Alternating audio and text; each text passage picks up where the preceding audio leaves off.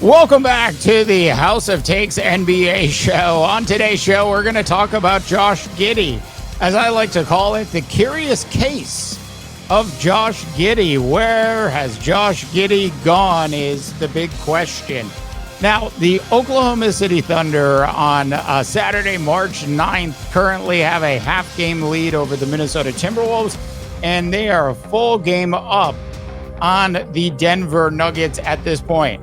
It has been an absolutely fantastic and unexpected great season for the Oklahoma City Thunder so far.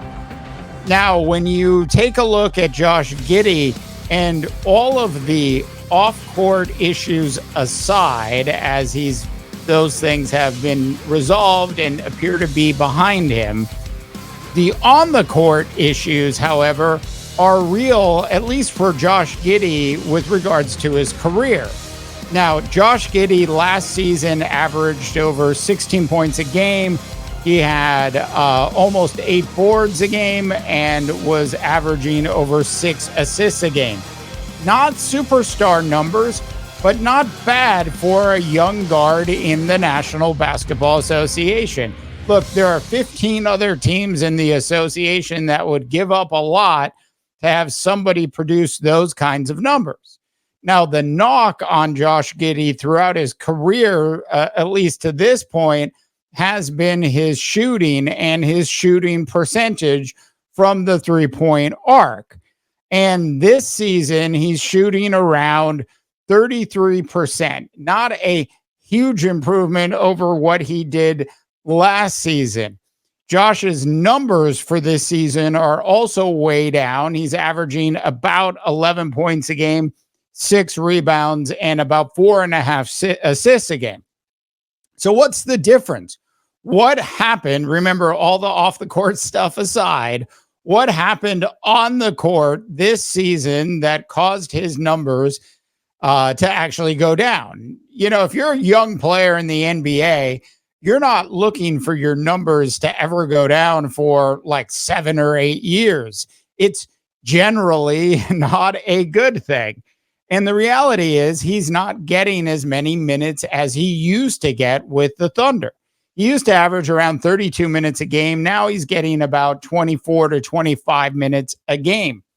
That's the big difference from a statistical standpoint.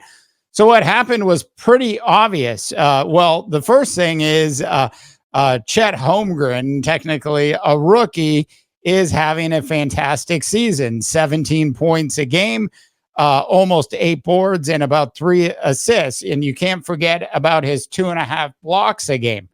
Chet is going to be a superstar in the NBA, assuming he can put on a little bit of muscle and continue to evolve his game. Just an absolute superstar in the waiting. But beyond that, the other big emergence is from Jalen Williams. One of the J-Dubs is having an absolutely fantastic season. He is at this point averaging, he's playing about 32 minutes a game, averaging almost 20 points a game. And he has 4 rebounds and 4.5 assists. He's had some big games for the Thunder over the past couple months. And when you look at his emergence over the last couple months, you can sort of see his numbers going up and Josh Giddey's numbers going down. Look, the NBA season is a long season. The playoffs are equally as long.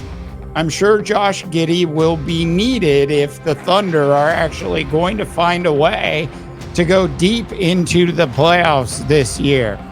But when you look at the emergence of Chet and J-Dub and how well Shai Gilgeous-Alexander has been playing, it's pretty obvious to see that the Oklahoma City Thunder coaching staff has made the right decision when it comes to Josh Giddey.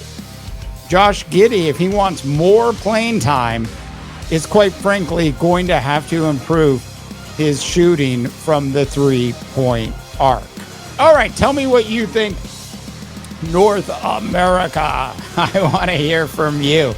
All right, for the House That Takes NBA show, as always, I'm Dave Jabba, wishing you all a tremendous rest of your sports viewing day. You've been listening to the House of Takes NBA show with Dave Daba, presented by Stealth.ltd.